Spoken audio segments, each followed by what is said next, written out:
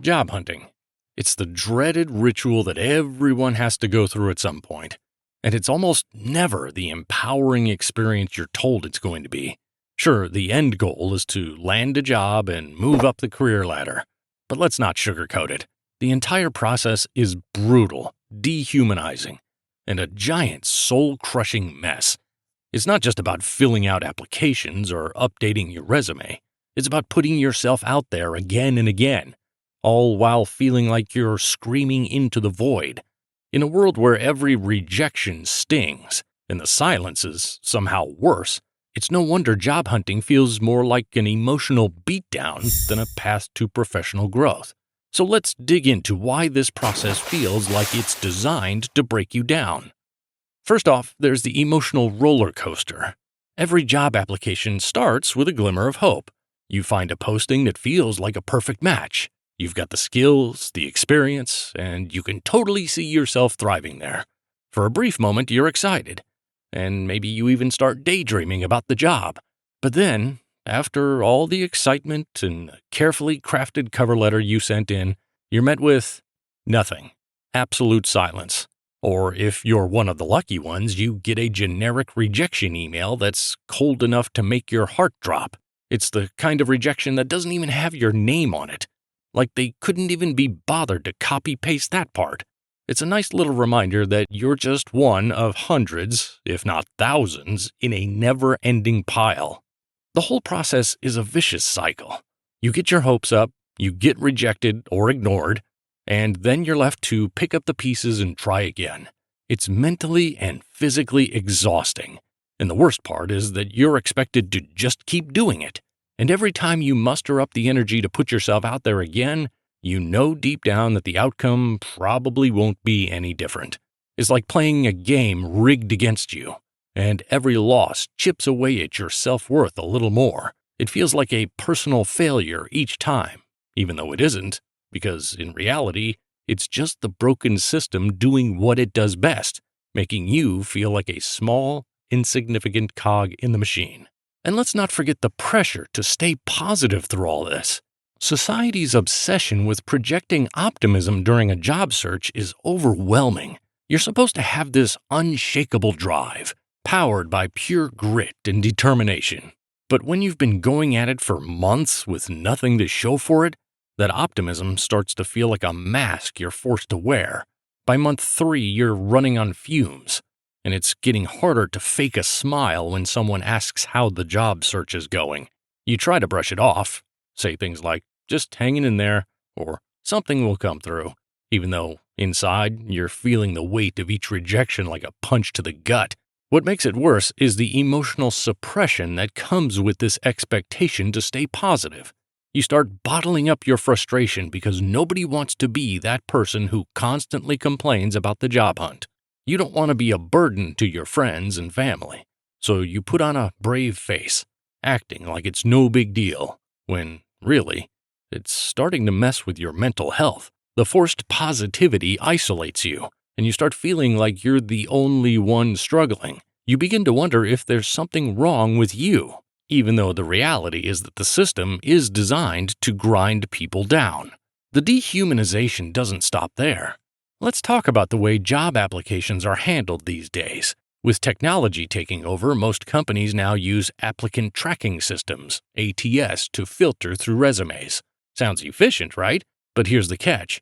If your resume doesn't match the specific keywords the system is looking for, it's tossed aside without a second thought. You could be the most qualified candidate in the world, but if you don't tailor your resume just right, you're invisible. It's like playing a game where you don't even know the rules. The worst part is that most people don't even realize this is happening. They just keep sending out resumes wondering why they never hear back. And when you do hear back, it's often just to receive one of those automated rejections. These rejection emails are as impersonal as it gets. No name, no feedback, just a vague, "We've decided to move forward with other candidates." You don't know what went wrong, so you're left guessing if it was your experience, your skills, or if your application even got past the algorithm in the first place. There's no closure, and it starts to feel like you're just throwing your efforts into a black hole. even when you manage to make it to the interview stage, the dehumanization doesn't end. Interviews have become this bizarre dance where you're expected to show off your passion and enthusiasm while pretending you're not stressed out of your mind. You rehearse your answers to questions like, "Where do you see yourself in 5 years?" and "What's your biggest weakness?" all while knowing that you're just one of dozens of people who will say some variation of the same thing. And let's be real, the whole process feels like a performance, one where you have to constantly put on a happy face, even if you're screaming inside. And if you thought the struggle ended after the interview, think again. The waiting period that follows is its own kind of agony. Days turn into weeks, and you're left checking your email every 5 minutes, hoping for some sign of life from the company. But all you get is silence. Sometimes you never hear back at all. You start wondering if you messed up, if you said something wrong, or if you were ghosted by yet another recruiter. It's like online dating, but somehow even worse, because this isn't just about finding a date, it's about your livelihood. And then there are those moments when, against all odds, you finally get a second interview, and you think, this could be it. But then, more waiting, and then, if you're lucky, a short email letting you know they've decided to move forward with another candidate. It's like getting ghosted, but with a formal sign-off. The prolonged waiting periods force you to put your life on hold, and the longer the silence drags on, the more your anxiety builds. You're left in limbo, unable to move forward or make plans because everything depends on this job.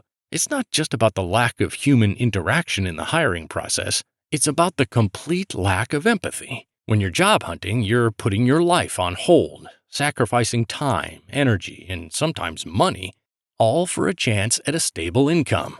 And yet, companies treat you like you're disposable, like you're just another name in a sea of applicants. They expect you to jump through hoops, complete endless rounds of interviews, and sometimes even take tests or assignments, all without any guarantee of an outcome. It's dehumanizing, plain and simple.